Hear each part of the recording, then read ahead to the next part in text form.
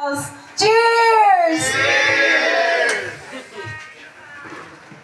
Oh, wala pa daw. Please.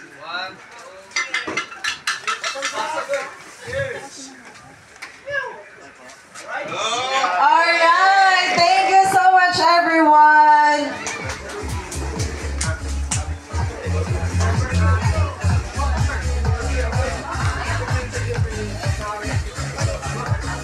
Alright, since marami tayong challenges na ayaw magsalita sa harap, sino gusto ng raffle?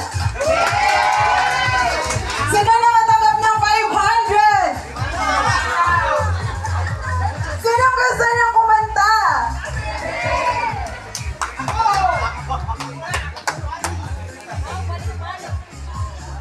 Alright, since masaya naman ang lahat, umpisahan natin yung ating raffle.